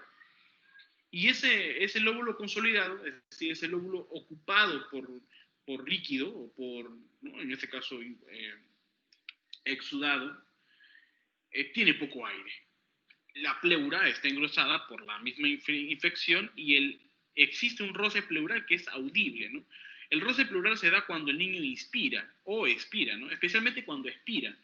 Cuando el pulmón se retrae, ese roce pleural significa de que existe inflamación de la pleura y disminución de ese líquido, ¿no? Del líquido pleural que permite la movilización del pulmón, ¿no? Aquí, por ejemplo, pueden ver las manchas rojas, ¿no? de la característica de red hepatization del pulmón, producto o consecuencia de la infección. Ahora, consecuente a este proceso de enrojecimiento del pulmón, producto de la reacción inflamatoria, también existe un proceso de engrisamiento, por así decirlo, que se conoce como gray hepatization, en donde el pulmón va a tornarse gris, y como pueden ver en la imagen anterior, la característica es que el pulmón ya no es rojo, sino es una coloración más grisácea. Y además el alveolo está lleno de hilios fibrinosos asociados a neutrófilos y glóbulos rojos. Entonces, como pueden ver aquí, bueno, en este corte, en esta muestra, la coloración es distinta a la del pulmón rojo, ¿no? Bien. Acá pueden ver, por ejemplo, la neumonía lobar, ¿no? El consolidado a este nivel, aquí en la primera imagen o la imagen superior, el consolidado se encuentra en el lóbulo inferior del pulmón derecho, y en la otra imagen, en el lóbulo superior, pulmón derecho. Asimismo, en la imagen inferior también hay, ¿no? engrosamiento peribronquial. En este caso, la imagen que queremos observar es la consolidación lobar, ¿no? Aquí, la consolidación lobar. El último proceso de la neumonía lobar, para su recuperación, se conoce como reabsorción, en donde los pulmones se encuentran tensos y existe todavía pared alveolar engrosada, como pueden ver aquí, y además está fibrosa, y es característica esta imagen, ¿no? Y se da la reabsorción del exudado. La bronconeumonía es otro tipo de presentación de la neumonía dentro de la patogenia, y tiene también sus propias características dentro de los rayos X, que es el elemento principal para poder determinar la forma de presentación de la neumonía. Y la bronconeumonía está relacionada con la inflamación supurativa de los bronquios y alvéolos circundantes. En este caso se caracteriza porque el exudado llena los bronquios y los bronquiolos y afecta también los alvéolos adyacentes. Y además de que el alvéolo distante puede estar libre de exudado, es decir, vamos a ver un engrosamiento peribronquial dentro de la neumonía. No un patrón intersticial como en la neumonía producto de un virus, ¿no? pero que esto de una neumonía intersticial puede pasar a una bronconeumonía. Ahora, dentro de la bronconeumonía, la irregular consolidación puede afectar uno o varios lóbulos, o normalmente es bilateral, es decir, puede ver este patrón de exudado con bronquios y bronquiolos y alvéolos adyacentes con aumento de tamaño, aumento de grosor, puede ser bilateral, puede estar en ambos pulmones. Y los más afectados son las zonas pulmonares dependientes y las bases. Como vamos a ver acá, por ejemplo, ¿no? Aquí no hay una consolidación, sino que hay un engrosamiento de los bronquios, ¿no? Un engrosamiento de los bronquios bilateral, ¿no? Bilateral. Aquí, por ejemplo, de esta misma imagen se deriva a todo este engrosamiento peribronquial, ¿no? de la luz bronquial. En ese caso, se puede corroborar que en ambos pulmones existe, pero con a predominio del pulmón derecho. La neumonía intersticial, típica de las neumonías víricas, donde la inflamación se encuentra dentro de la pared alveolar en lugar del espacio aéreo, ¿no? Entonces, el infiltrado no ocupa el espacio aéreo, como pueden ver acá, ¿no? En la imagen. El infiltrado ocupa la pared alveolar, lo cual torna más engrosada y mucho más dificultad de respiratoria existe. ¿Por qué? Porque no hay ocupación de líquido, ¿no? Como en la neumonía bacteriana, que suele acompañarse de derrame pleural, producto del infiltrado, sino que hay engrosamiento de la pared. Entonces para el niño es mucho más difícil la respiración. Sin embargo, puede llegar a respiraciones profundas. Entonces el quejido o la dificultad va a ser una de las características principales de las neumonías víricas que cursan con neumonía intersticial, ¿no? Otro tipo es la neumonía miliar, que cursa con diseminación hematógena de la infección a través del pulmón, que lleva a lesiones discretas de los pulmones. Ven, aquí por ejemplo pueden ver el patrón radiológico de la neumonía miliar. Dentro de la fisiopatología clínica, vamos a preguntarnos, ¿qué causa la neumonía y cuáles son sus consecuencias, ¿no? O sea, ¿cuál es lo que provoca la neumonía y cuáles son las consecuencias de esta misma, ¿no? Es decir, ¿cuáles son las consecuencias que traería la inflamación de la pared, el contenido de exudado dentro de estos alvéolos y la reacción inflamatoria propia, ¿no? Ahora, existen diversos elementos dentro de la fisiopatología de la neumonía. Lo principal es ese mecanismo de defensa, que tiene mucho que ver con el filtro nasal, el epitelio ciliado y el reflejo epiglótico, es decir, con las características anatómicas que van a permitir defender ante los microorganismos dependientemente del tamaño de la partícula, como lo estamos viendo acá. Otro de los elementos son los factores de virulencia, ¿no? Ahora, también esto va a depender mucho de la capacidad inmunitaria del niño. ¿Por qué? Porque los factores de virulencia son o afectan directamente, inversamente proporcional a la capacidad inmunitaria del niño, ¿no? Si la capacidad inmunitaria del niño está comprometida, entonces el niño puede ser más vulnerable a tener una infección. Dentro de la capacidad inmunitaria destacan los fagocitos, como los polimorfonucleares, y los neutrófilos, y los macrófagos, ¿no? Además de la capacidad del niño para su inmunidad tumoral y celular y las inmunoglobulinas con las que nace el niño. Entonces el niño menor de un mes tiene la inmunoglobulina que le va a permitir defenderse, ¿no? Además que la principal mecanismo de defensa es el sistema de complemento en el niño menor de un mes. Ahora, dentro de la fisiopatología también es muy importante el tamaño de la partícula invasora, porque según el tamaño puede atravesar la faringe, puede quedarse en el transcurso, incluso puede llegar al alvéolo. Cuando la partícula es mayor a 10 micrómetros, no atraviesa la faringe y por ende la infección se puede dar solamente a nivel superior. Ahora, si el exudado con las bacterias ingresan hacia las vías aéreas inferiores, puede continuar la infección. Pero si las partículas son de 2 a 10 micrómetros, puede llegar al árbol bronquial. O si es menor de 1 micrómetro, pueden alcanzar los alvéolos.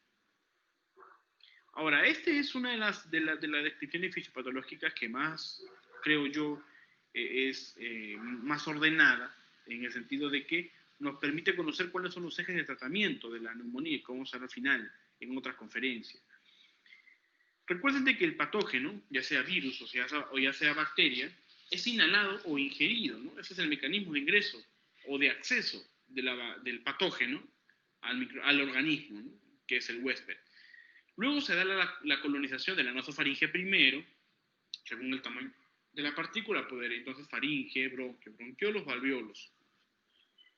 Cuando la colonización del patógeno se da a nivel alveolar, ya provoca la infección, ¿no? Independientemente de estos de acá, que también van a ver si con problemas con la infección, con la enfermedad, pero estamos hablando ahora de los alveolos. En ese caso, los alveolos van a estar colonizados, va a ocurrir la infección, y ahí mismo va a ocurrir también la reacción inmunitaria para las defensas.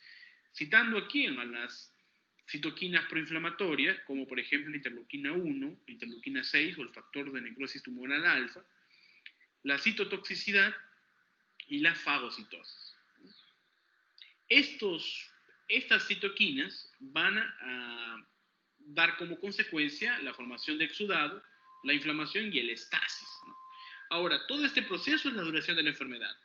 Cuando el niño tiene la infección y además los problemas que son consecuentes a la reacción inflamatoria o la reacción inmunitaria provocada por la infección, que a su vez van a provocar la dificultad respiratoria. Todo esto es la duración de la enfermedad. Entonces aquí parte uno de los ejes de tratamiento, ¿no?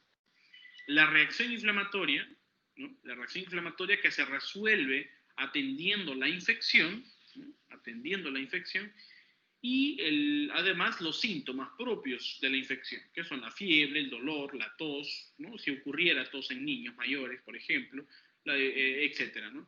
Pero por otro lado, la ocupación del exudado, la estasis y la inflamación de la pared alveolar o del intersticio de todo el pulmón, incluyendo la pleura, puede provocar a su vez dificultad respiratoria, ¿no? Y aquí la dificultad respiratoria es el segundo eje del tratamiento. Entonces se va a tratar tanto la infección como la sintomatología propia de la infección y además la dificultad respiratoria. ¿Por qué existe dificultad respiratoria en el niño? O puede existir. Y si hay riesgo, hay que tratarlo, ¿no? ¿Por qué? Porque mientras mayor esfuerzo haga el niño, mayor dificultad va a tener en recuperarse, ¿no?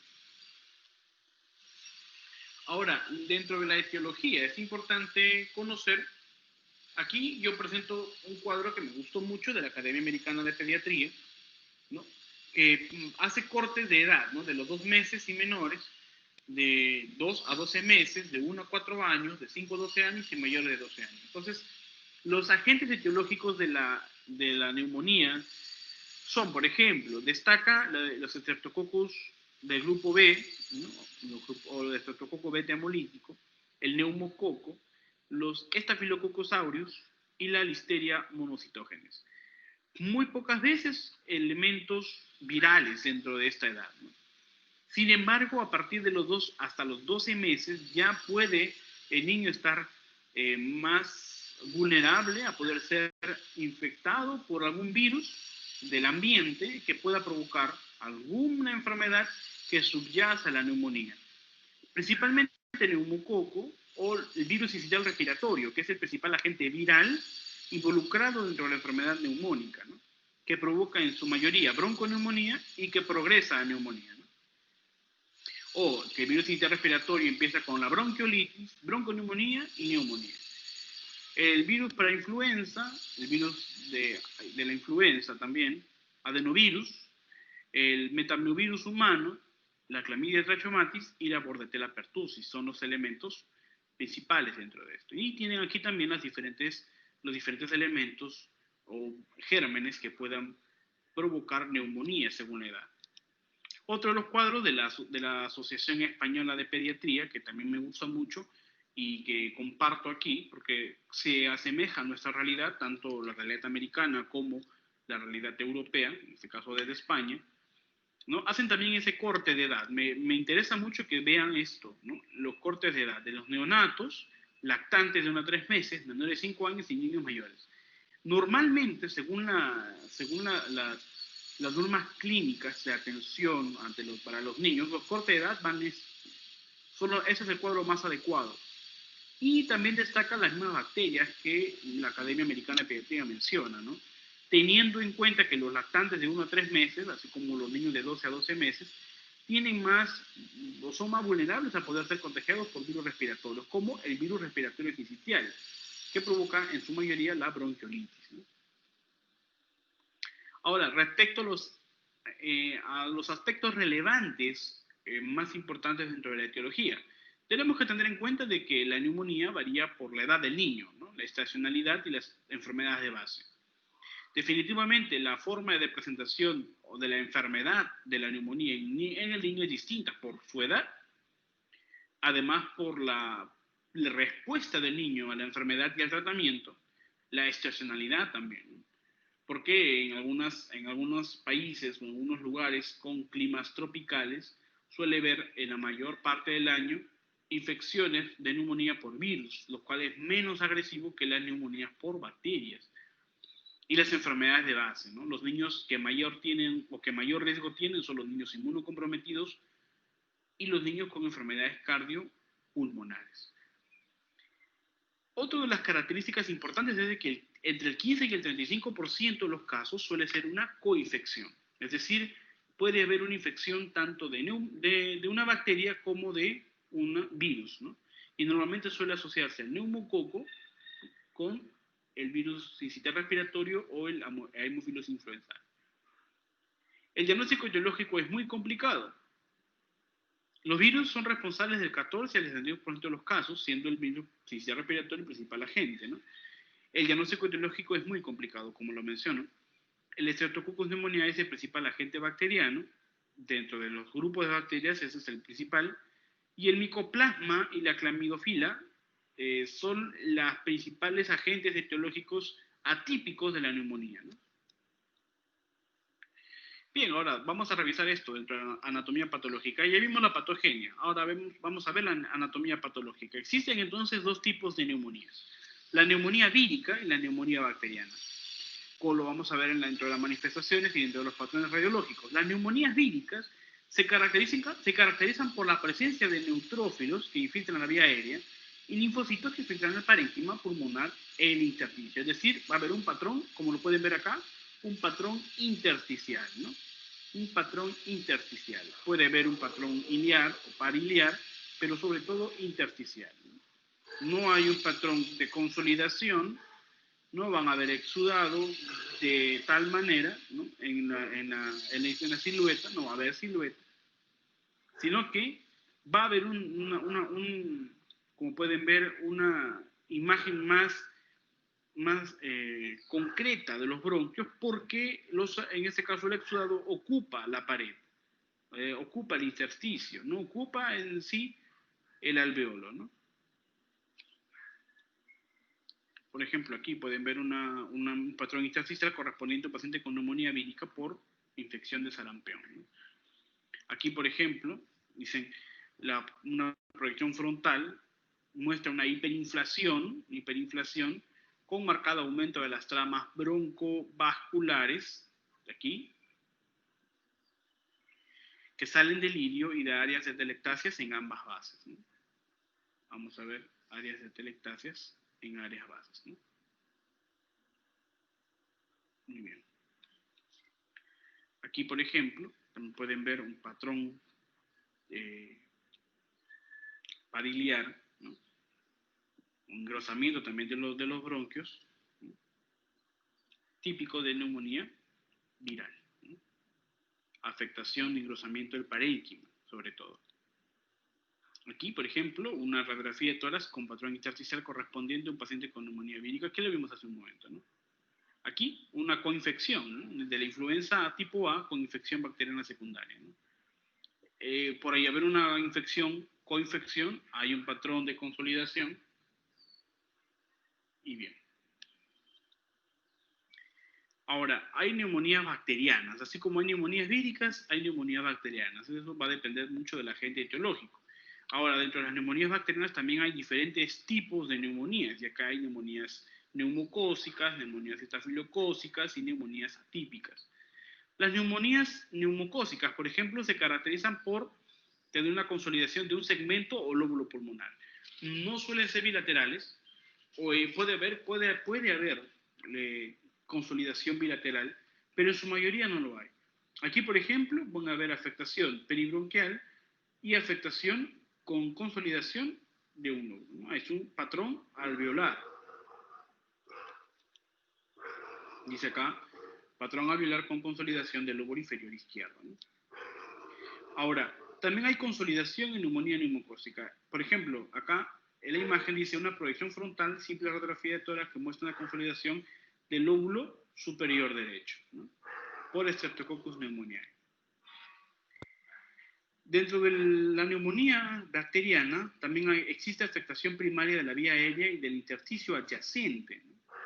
Por ejemplo, aquí vamos a una imagen de una neumonía estafilocócica, ¿no? Hay evidencia de infiltrados con empiema y neumatoceles, ¿no?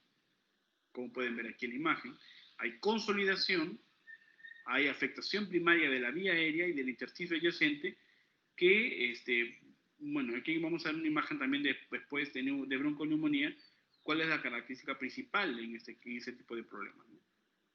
Aquí, por ejemplo, dice, hay infiltrados alveolares e intersticiales, ¿no? Hay infiltrados también no solamente alveolares, sino también patrones intersticiales bilaterales, ¿no? En un paciente con Streptococcus pyogenes, ¿no? Aquí hay un paciente con opacidad bien definida, ¿no? Del lóbulo superior derecho y posible telectasia por la elevación de la cisura menor, ¿no? Okay. Patrón de telectasia por la elevación de la cisura menor. Hallazgos compatibles con neumonía. Ahora, también puede haber necrosis de parénquima en la neumonía necrosante por neumonías aspirativas, ¿no? Por ejemplo, aquí en el mismo caso de un niño, ¿no? Radiografía de tórax que evidencia la presencia de lesiones bulosas extensas en todo el pulmón derecho. Y es evidente este patrón que es muy irregular, propio de neumonías aspirativas, ¿no? Normalmente neumonías asociadas a ventilador mecánico, ¿no? O neumonías que se pueden trabajar en la unidad de cuidados intensivos neonatales, ¿no? Aquí pueden ver la radiografía y la tomografía, ¿no? Con los patrones clásicos de la neumonía necrotizante por necrosis del parénquima. También hay presencia de granulomas y calcium en los tipos de neumonía bacteriana, por ejemplo, por la neumonía tuberculosa, ¿no? Miren los espacios aéreos que deja, como pueden ver aquí, los espacios aéreos que deja. Otro de una afectación mixta o atípica es la afectación peribronquial intersticial con infiltración secundaria del parénquima, ¿no? Por una sobreinfección bacteriana. Aquí, por ejemplo, la imagen presenta una neumonía atípica en un paciente con infección por Mycoplasma pneumoniae, donde existen infiltrados parailiares bilaterales, difusos o irregulares con atrapamiento aéreo, ¿no? Hay atelectasias y engrosamiento peribronquial. Ahora, la neumonía redonda, bueno, esa imagen pertenece a un excelente libro de emergencias pediátricas que habla también en este caso de neumonía. La neumonía redonda nos permite no solamente observar el proceso neumónico, ¿no? Sino también permite observar más allá de la neumonía. Posiblemente en las neumonías redondas se puede descartar alguna masa que pueda encontrarse, ¿no? Bien, las manifestaciones clínicas son claras. Ya los había mencionado al principio de la conferencia. Y es importante que sepan cuáles son los síntomas agregados a la neumonía. Y esto se va a provocar por la forma de presentación, el agente etiológico, la edad del niño y la respuesta del niño a la enfermedad. Ahora, hay un cuadro aquí, también con el mismo corte de edad, según la Academia Americana de Pediatría, con los síntomas generales, ¿no? Por ejemplo, la tos, la alimentación disminuida, ¿no? O sea, hay falta de apetito, apneas, en niños menores de 2 meses puede haber recurrencia de apnea, taquipnea, que es el principal signo, ¿no? Quejidos, ¿no? Aleteo nasal o retracciones, posiblemente, pero aquí sobre todo tenemos que tener en cuenta la frecuencia respiratoria, ¿no? Normalmente vamos a encontrar mayores a 60 por minuto. Pero si es menor, mejor. Ahora, si encontramos mayores a 60, ya podemos hablar de taquipnea. Si encontramos de 2 a 12 meses mayores a 50, ya podemos hablar de taquipnea. Y así según las edades, ¿no? Entonces este cuadro me gusta mucho porque es un cuadro en donde evidencia características clínicas o manifestaciones clínicas de la neumonía en los niños con diferentes cortes de edad. Aquí también en este cuadro de urgencias y emergencias pediátricas de Casado, ¿no? De Juan Casado Flores, es un libro también muy bueno y me gusta porque en este cuadro no solamente va a evidenciar los hallazgos clínicos del niño, sino lo va a diferenciar según el agente etiológico, ¿no? Que suele ser poco frecuente. Me gusta el cuadro porque hace esa diferenciación. Sin embargo, es complicado cuando lo vas a llevar a la realidad, ¿no? Y eso no va a depender muchas veces del agente etiológico en el momento, sino va a depender mucho de la edad del niño. Entonces, este cuadro me gusta mucho, este cuadro también. Sin embargo, hay que saber asentar, ¿no? Traspolar la información que vemos para llevarla a la realidad, ¿no? Porque lo interesante es saber qué cosas tiene el niño y si se relaciona con edad. Y luego hallar el agente etiológico y correlacionar si es que la manifestación que tiene el niño se relaciona con el agente etiológico y se encuentra en la literatura, ¿no? Aquí, por ejemplo, de la Asociación Española de Pediatría también hacen un cuadro parecido según el agente etiológico, ya sea bacterias normalmente o bacterias típicas, con las manifestaciones clínicas y radiológicas. También es importante un cuadro que engloba no solamente la etiología, ¿no? O el agente, el germen, sino también las alteraciones radiológicas, ¿no? Y no la diferencia por gérmenes, sino la diferencia por bacterias típicas, atípicas, virus, o, por ejemplo, Mycobacterium tuberculosis, ¿no? como una bacteria más agregada, ¿no? Este cuadro es un libro de un autor hindú que también me pareció muy importante compartirles aquí, porque el autor habla por la edad, ¿no? Por la edad, no hay ninguna diferenciación, menciona. Por la estación, ¿no? O sea, normalmente, ¿cuándo vamos a encontrar manifestaciones clínicas? Por ejemplo, según la edad, totalmente, vamos a encontrar siempre las clásicas características, ¿no? Ya sean virales o bacterianas, y por micoplasma, a partir de 5 a 15 años de edad, vamos a encontrar las diferentes manifestaciones que se dan aquí, ¿no? Según la estación, en invierno, pero por micoplasma en todo el año, ¿no?